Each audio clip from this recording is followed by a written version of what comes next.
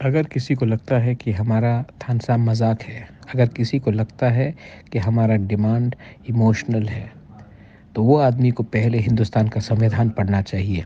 हिंदुस्तान का संविधान सबको अधिकार देता है कि वो अपना अधिकार के लिए डिमांड करे।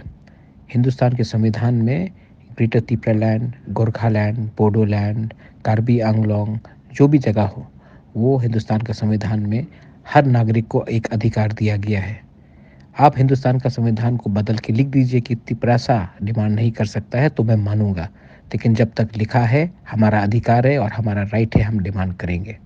और हमारा थानसा को जो मजाक उड़ाता है, एक दिन आप देख लीजिए, आज आप हमारे थानसा से डरते हैं क्योंकि आप जानते हैं जिस दिन हमारा थानसा हो जाएगा ना, आप 2 मिनट में त्रिपुरा में प्रॉब्लम में गिर जाएंगे। हम अपना अधिकार राइट्स जानते हैं और ये ग्रेटर त्रिपुरालैंड का फाइट चलते रहेगा। आपको अगर कांग्रेस में रहना है तो आप कीजिए जो आपको करना है। हम अपना स्टैंड, हमारा त्रिपुरा मोथा अलग से अपने बलबूते में लड़ेगा और आपको ज़ीरो करके छोड़ेगा। देख लो क्या होता है।